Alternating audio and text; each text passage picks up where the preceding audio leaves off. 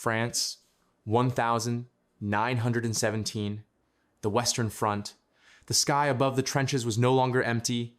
It was becoming a domain of terror. For the first time in history, infantrymen huddled in the mud weren't just looking across no man's land.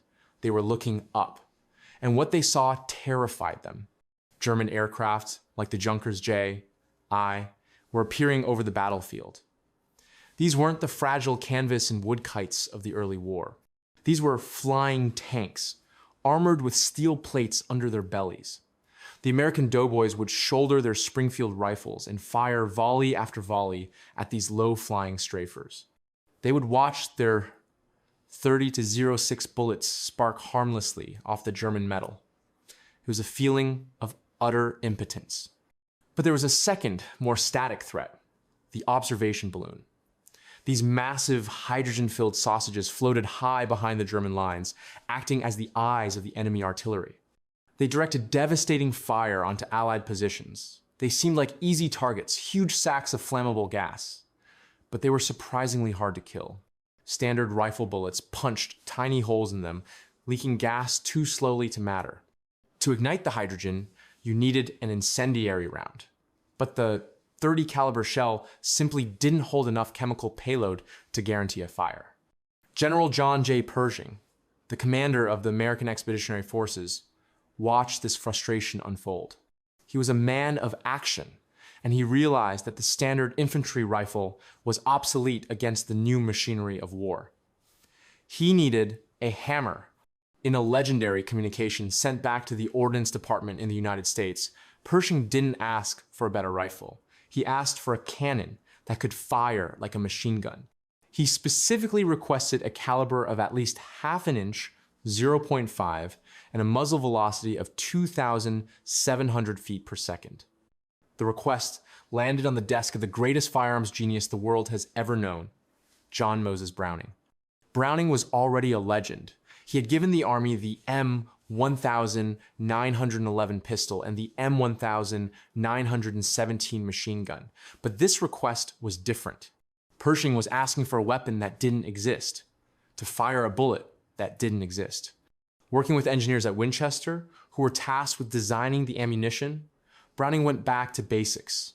He looked at the standard 30-06 cartridge, the workhorse of the US Army, and he did something that sounds deceptively simple. He mathematically scaled it up. He didn't reinvent the wheel. He made the wheel massive. The result was the 50 Browning machine gun cartridge, or 50 BMG. It was a monster. It was 4 times heavier than the standard rifle bullet. When it hit, it didn't just penetrate, it shattered. For the gun itself, Browning took his reliable, water-cooled M1917 machine gun design and fed it steroids. He enlarged the receiver, strengthened the springs, and increased the weight of every component to handle the violent recoil of the new cartridge. The prototype was tested in 1918. The result was terrifyingly effective. On the test range, the heavy slugs didn't just pierce armor plate. They punched through it with kinetic energy that shocked the observers. When tested against mock balloons, the larger bullet carried enough incendiary compound to turn the target into a fireball instantly. It was named the M1921. It was water-cooled, heavy, and cumbersome, but it was the grandfather of the modern legend. The war ended in November 1918, just as the weapon was being finalized. It never saw mass combat in the trenches of World War I. The balloon buster had arrived too late for the party. But the military brass looked at the test results and realized something profound. They hadn't just built an anti-balloon gun. They had built a weapon that blurred the line between an infantry rifle and an artillery piece. John Browning had created a machine that could reach out and touch an enemy over a mile away. He had given the US military a heavy stick that would eventually knock down everything from Japanese Zeros to Iraqi armored personnel carriers. The balloons were gone, but the .50 caliber was here to stay. By 1941, the water-cooled jackets of World War I were gone. In their place stood a sleek, air-cooled Predator with a perforated steel heat shield and a barrel thick enough to be used as a pry bar. The M2HB heavy barrel had arrived. And as the United States entered the Second World War, this weapon would achieve a feat that no other piece of machinery in military history has ever accomplished. It would simultaneously dominate the land, the sea, and the sky. To understand the scale of the M2's influence, you have to look at the logistics of the Axis powers. The Germans had specific machine guns for their infantry, different guns for their tanks, and entirely different cannons for their aircraft. The Americans, however, believed in standardization. They put the M2 on everything that moved. In the freezing skies over Europe, the M2 became the spine of the strategic bombing campaign. The B-17 was nicknamed the Flying Fortress, not because of its armor, but because of its bristling defense of 13 50 caliber machine guns. For the waist gunners standing in unpressurized fuselages at 25,000 feet, the M2 was their only lifeline against the Luftwaffe. The floor of the bombers would be ankle deep in spent brass casings. The sheer kinetic energy of a squadron of B-17 seconds firing in unison created a wall of lead that could shear the wings off attacking fighters. But the M2 wasn't just a shield, it was a sword. The P-51 Mustang, the fighter that broke the back of the German Air Force, didn't use explosive cannons like its British or German counterparts. It relied on a battery of 6 M2 Brownings in the wings. American pilots loved it because of the ballistic flatline. The bullets flew straight and true, and the gun rarely jammed. When a P-51 unleashed a burst, it wasn't just poking holes. The converging fire of 6 50 caliber streams would literally saw enemy aircraft in half. On the ground, the weapon earned its legendary nickname, Deuce. For the American GI fighting through the hedgerows of Normandy, the M2 changed the physics of the battlefield. The German MG-42 was terrifying with its high rate of fire, but it fired a rifle-caliber bullet.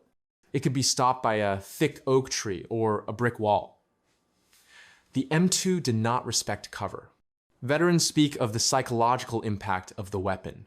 When an M2 opened up, it didn't buzz, it thumped. A slow, rhythmic, heavy pounding that could be felt in the chest. Soldiers quickly learned that if a German sniper was hiding behind a brick wall, you didn't need to flank him.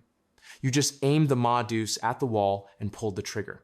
The 50 caliber armor-piercing rounds would turn the bricks into dust and the cover into a grave. It turned sandbags into confetti and light vehicles into scrap metal. Perhaps the most famous testament to the M2's power occurred on the 26th of January, 1945, in Holzwihr, France. A young lieutenant named Audie Murphy ordered his men to retreat into the woods while he remained behind. He climbed onto a burning M10 tank destroyer, which was moments away from exploding, and manned the exposed 50 caliber machine gun on the turret. For an hour, Murphy single-handedly held off a company of German infantry and 6 tanks. The Germans couldn't advance because the M2's firepower was so suppressing that it effectively created a one-man army. Murphy's Medal of Honor citation is practically a love letter to the effectiveness of the Browning M2. In the Pacific, the story was the same. On the wooden decks of PT boats, the M2S were used to shred Japanese barges. On the battleships, they were the last line of defense against kamikaze attacks, the gunners firing until the barrels glowed white hot. By 1945, the M2 Browning had become the universal language of American firepower. It was simple, it was heavy, and it was devastating. The war proved that while aircraft and tanks might evolve, the need for a heavy hammer remained constant. Deuce had gone to war as a piece of equipment, but she returned as an institution, having proven that in the rock-paper-scissors of combat, a half-inch of steel moving at 2,900 feet per second beats everything. The jungles of Vietnam were a different kind of war. There were no front lines, only perimeters. The enemy was a ghost, striking from the dense canopy and vanishing before the heavy American firepower could be brought to bear. The conflicts of the past, the open field duels of World War II, were gone. This was a sniper's war, a contest of patience and precision. And it was here, in the humid hilltops of Southeast Asia, that the M2 Browning evolved again, transformed by American ingenuity from a blunt instrument of suppression into a surgeon's scalpel. The M2 was already a fixture on every firebase in Vietnam. Its role was base defense, its heavy thumping rhythm, a comforting sound to the soldiers inside the wire during a night attack. But the Marines began to notice something about the old warhorse. When firing single shots, the big gun was frighteningly consistent. The secret lay in John Browning's original design. The M2 fires from a closed bolt. This means that when the trigger is pulled, the internal bolt is already locked forward, sealing the cartridge in the chamber. There is no heavy mass slamming forward to disturb the aim times before times the bullet fires. It was an accidental stroke of genius that gave the machine gun the inherent accuracy of a target rifle. Enter Gunnery Sergeant Carlos Hathcock. A legend in the Marine Corps marksman community, Hathcock was a man who saw possibilities where others saw limitations. He was defending a firebase on a hill famously known as Hill 55. He knew the Viet Cong were watching from the surrounding jungle far beyond the range of a standard sniper rifle. He needed to reach out and touch them. Hathcock did something that seemed insane to the textbook soldiers. He took a standard 8-power Unkillable telescopic scope, the kind used on high-end target rifles, and fashioned a makeshift mount to bolt it directly onto the receiver of his M2 Browning. The result looked ridiculous. A massive, heavy-barrel machine gun topped with a delicate glass scope sitting on an M3 tripod aimed at the tree line. But when Hathcock looked through that glass, the jungle opened up. He spent days mapping the surrounding terrain, creating range cards, and dialing in the weapon. The heavy .50 caliber bullet was unaffected by the wind and brush that would deflect a smaller round. It flew flat and hit with the force of a freight train. Hathcock began to engage targets at ranges that were previously thought impossible: 1,000, 1,000, 500, 2,000 yards.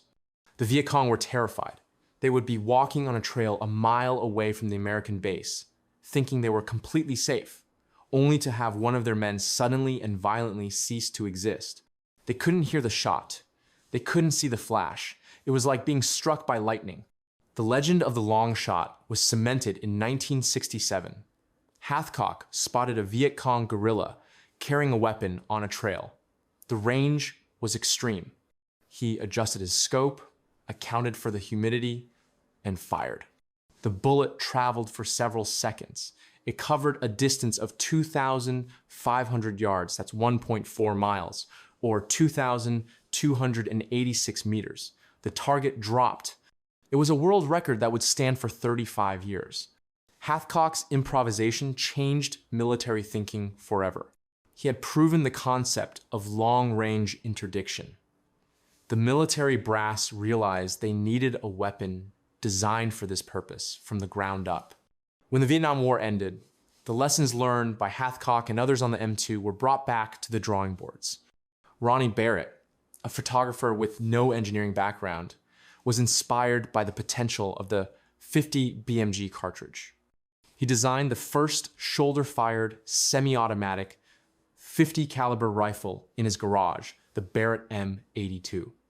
Today, every modern anti-material sniper rifle in service across the globe, from the Canadian C-15 to the British AW-50, owes its existence to a Marine in Vietnam who looked at a 50-year-old machine gun and decided to turn it into the world's biggest sniper rifle. Carlos Hathcock didn't just make a long shot. He launched an entire new category of warfare.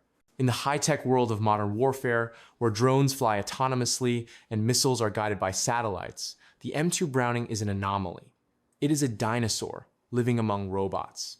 It is a block of steel designed when the Model T Ford was still on the road.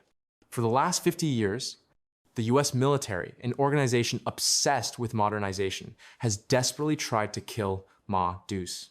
They have spent billions of dollars and millions of engineering hours trying to design a replacement. They wanted something lighter. They wanted something made of titanium and carbon fiber. They wanted a weapon for the 21st century. And every single time, they failed. The graveyard of failed challengers is crowded. The most infamous failure was the M85.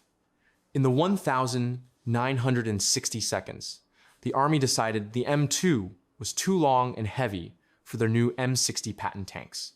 They introduced the M85. It looked great on paper.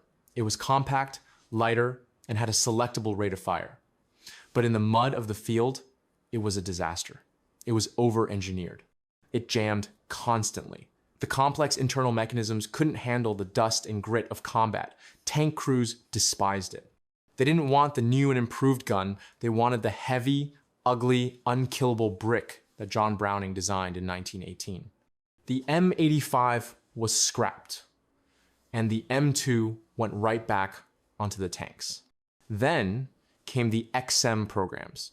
In the 2000s, the XM312 and the XM806. These were the weapons of the future. They used computer-aided design and lightweight alloys to cut the weight of the heavy machine gun by half. The prototypes were sleek and futuristic, but the engineers ran into a law of physics that John Browning understood intuitively. Mass matters.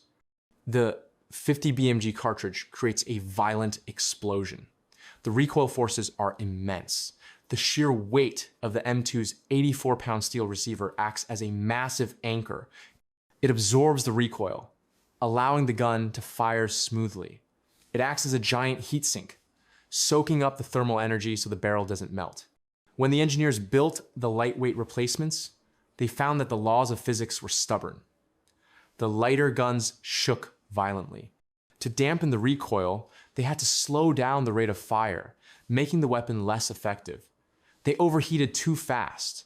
The dumb steel of the 1,920 seconds turned out to be superior to the smart alloys of the 2000s because, in sustained combat, durability beats portability every time. However, the M2 was not without its flaws. For decades, it had one Achilles heel: headspace and timing. Changing the barrel on an old M2 was a slow, dangerous dance. A soldier had to screw the barrel in and then use a specific go, no-go gauge key to adjust the distance between the bolt face and the chamber. If they did it in the dark, under fire, and got it wrong, the gun could explode in their face. It was the one thing soldiers hated. So, instead of replacing the gun, the Army finally decided to listen to it. In the 2010 seconds, they rolled out the M2A, 1***. It was the same gun, but with a simple, brilliant modification. A quick change barrel, QCB kit. The headspace was now fixed.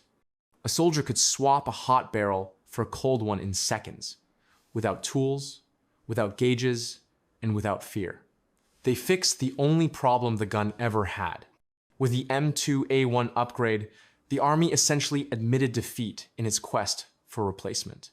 They acknowledged that you cannot improve upon perfection. The M2 has now secured its place in the armory for at least another 30 years. It will likely serve on Mars. It is the unkillable design, a testament to the fact that while technology changes, the brutal requirements of war do not. The microchips may fry and the drones may crash, but Deuce will just keep firing. If you stand on a ridge in the Korangal Valley of Afghanistan, at a dusty checkpoint outside Baghdad, or in a frozen trench in the Donbass region of Ukraine, the sound is exactly the same. It is a slow, rhythmic, heavy, mechanical heartbeat. Asterisk. Thump. Thump. Thump. Asterisk. For over 100 years, the M2 Browning has not just been a weapon, it has been the gold standard against which all other heavy machine guns are measured. It is the yardstick of lethality. When military vehicle designers in Germany, Sweden, or South Korea build a new armored personnel carrier, they ask one fundamental question: can it stop a .50 caliber round? The M2 effectively dictates the armor protection levels for the entire world. This dominance began with the formation of NATO. When the Western Alliance was standardizing its logistics, there was never really a debate about the heavy machine gun. The .50 BMG 12 7X 99mm cartridge became the Esperanto of firepower. It is the universal language of the Western world. From the fjords of Norway to the deserts of Australia, the supply chains are built to feed the Ma Deuce. It is the only weapon system where a grandfather could have trained on it in 1944, and his great-granddaughter could use the exact same manual to operate it in 2024. But dominance creates rivalry. The Soviet Union, watching the success of the M2, realized they needed an answer. They developed the DShK, the Dushka. It was a brutal, simple weapon, firing an even larger 12 7X 108mm cartridge. For decades, the Cold War was a duel between these two heavyweights. In the proxy wars of Africa and the Middle East, the M2 and the DShK faced off like boxers in a ring. While the Russian design was rugged and reliable, it never matched the M2's accuracy or versatility. The Russians have since updated their arsenal to the NSV and the Cord, trying to chase the benchmark set by John Browning in 1918. They are still catching up.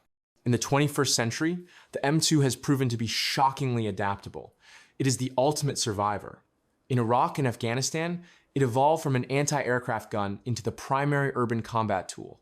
Mounted on top of Humvees and MRAPs, the M2 became the street sweeper. In the narrow alleys of Fallujah, where enemies hid behind concrete walls, the M2 provided the brute force necessary to neutralize threats without calling in an airstrike.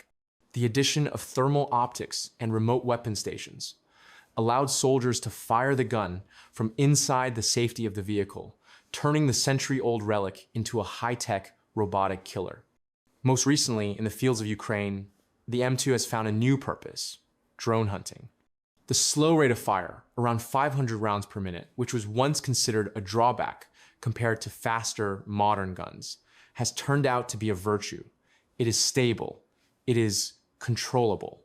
Ukrainian mobile fire teams mount M2S on the back of pickup trucks, using the heavy kinetic energy of the bullets to tear apart Iranian-made Shahed drones before they can strike cities.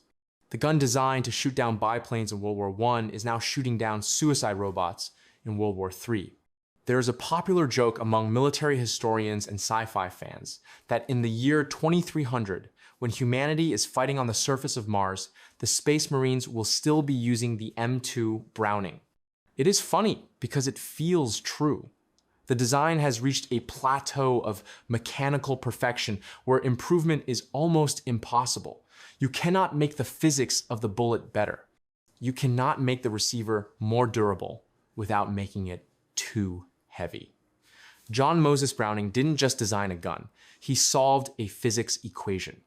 As we look back at a century of service, the M2 Browning stands alone. It has outlived the men who designed it, the factories that first built it, and the empires that fought against it. It has served under the command of Pershing, Eisenhower, Schwarzkopf, and Mattis. It is no longer just American steel, it is a global institution. As long as there is war, there will be the Ma Deuce, thumping away, the eternal hammer of the infantry, proving that some things simply cannot be replaced.